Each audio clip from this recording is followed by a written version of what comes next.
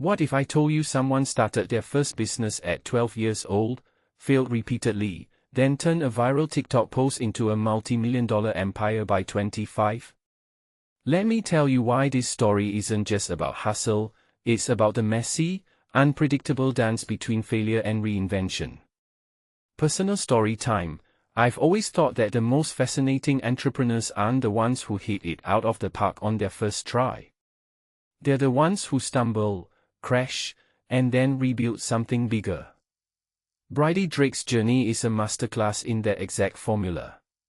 Here's the thing, when you hear 12-year-old entrepreneur, your brain probably conjures images of lemonade stands or cookie sales. But Bridey wasn't selling snacks, she was building businesses. And let's be real, at 12, her ideas were probably as chaotic as a toddler's crayon box. But what's wild is she didn't stop. For 6 years straight, she tried, failed, and tried again.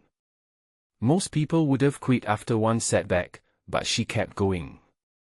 Personally, I think that's where the real magic happens, not in the success, but in the relentless refusal to give up. It's like the universe is whispering, keep showing up, even when it hurts. Now, here's where it gets interesting. At 19, she launches a pajama business, only to crash and burn literally shoving her inventory under her bed and declaring business sucks. But wait. This isn't the end of the story.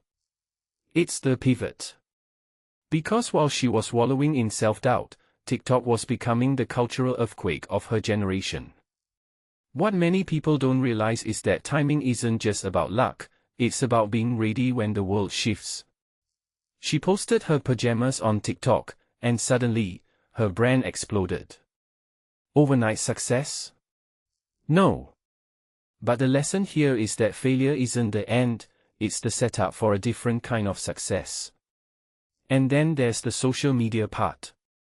Let's talk about how she went from a frustrated entrepreneur to one of Australia's most beloved creators.